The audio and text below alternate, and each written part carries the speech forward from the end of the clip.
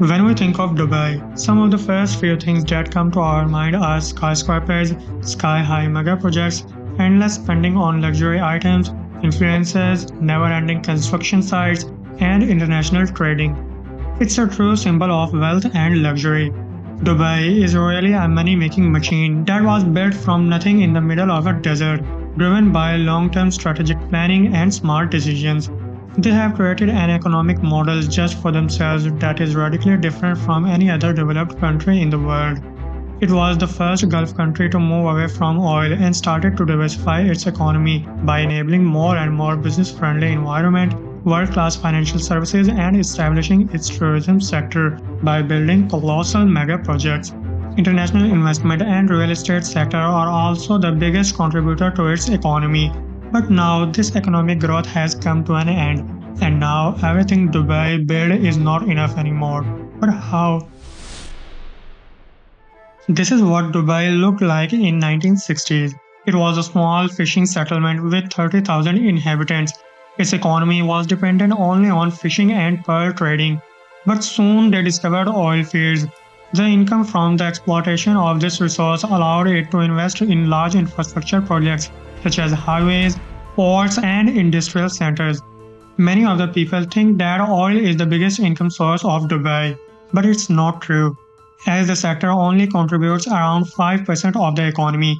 This is because the vision of Sheikh Rashid bin Zayed Al Maktoum, the father of modern Dubai. Sheikh soon realized that unlike their neighbors, Dubai does not have large oil reserves, and they would start to deplete in a few decades. And they should also establish new sectors so they can survive without oil. Therefore, they adopted new economic model that only suits to Dubai. After exploiting oil from their land, they built ports to establish Dubai as the regional trading hub and also launched their new local airline Emirates, which helped Dubai to connect to some of the major cities in the world. Up until then, there was another city in the Middle East that basically had the position that Dubai has today.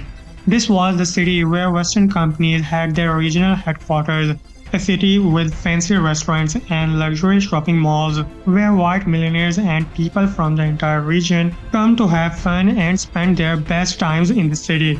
This city was Beirut, the capital of Lebanon. But in the 1970s, when the Lebanese civil war happened, Beirut was out of the map due to investors' concerns about their investments in the nation. Dubai immediately filled the gap by allowing more and more Western banks and international law firms to establish franchises in the city, offering them a safe and Western-friendly environment. Rich people who had parked their money in Beirut now started to transfer it into Dubai, where they now also have all of the professional services for them. Dubai's local airline also made Dubai more accessible to these investors and tourists who had come to spend their money in Dubai's never-ending shops, luxury hotels, and restaurants. And on top of that, the ruler of Dubai also launched another program which ended up creating its highly saturated real estate industry. Since mid-1990s, Dubai is building large real estate projects endlessly, welcoming more and more international tourists and getting rid of its oil dependency.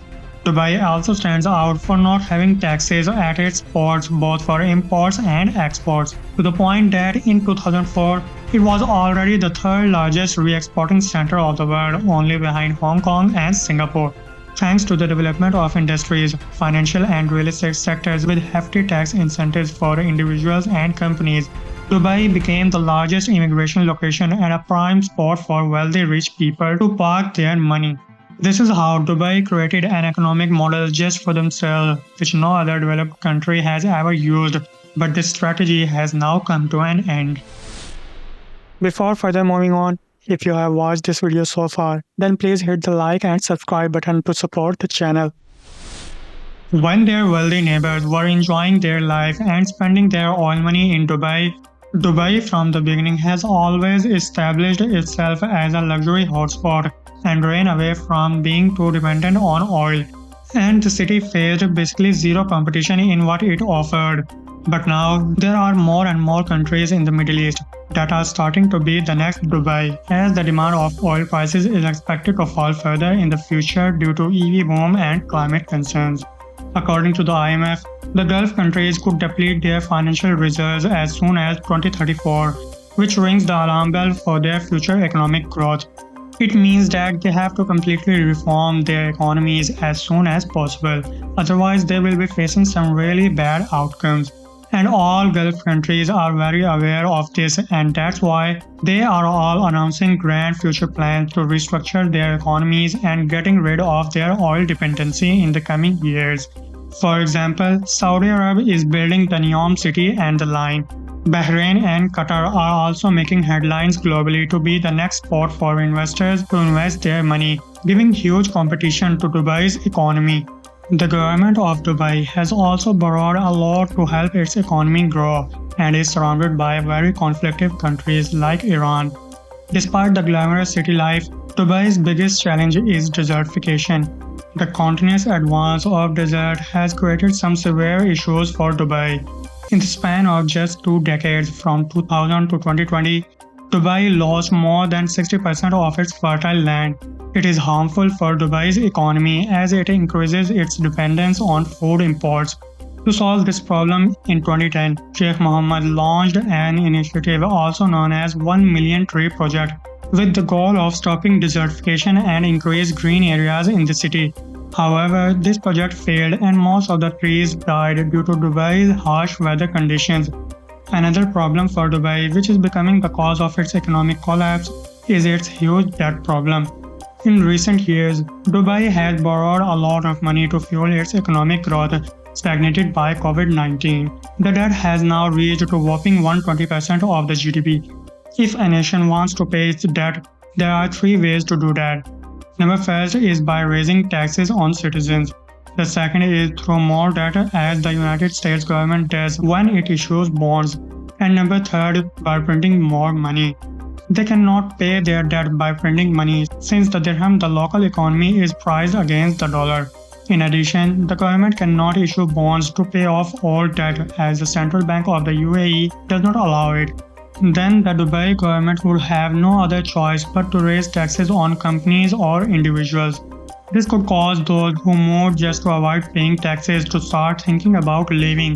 85% of the residents living in Dubai are foreigners. Dubai is building housing projects at a pace at which it never should. If the nation does not want to give citizenship to the foreigners, then who would live in the country for their entire life? If people will not live there, then who would live in those colossal concrete structures? Most of the foreign workers in Dubai are laborers who came to the city with great expectations of earning good wages. But these workers could never afford to live there. The working conditions for these workers are precisely one of the biggest criticisms that the city receives. Cases have been reported that once they start working, they are not free to leave their jobs and their passport is withheld. Also, the weather and the rest times are not the best. There are some of the challenges that Dubai's economy is facing, but Dubai has a history of always solving its problem in a unique way, and it will also find some way to recover from current situation. We can only hope for the best. As Dubai has created a unique model just for themselves, there is also another nation in the Middle East who established itself as a true startup nation. And yes, we are talking about Israel. And if you want to know about how this startup culture is destroying the nation, click on the right video and I'll see you there.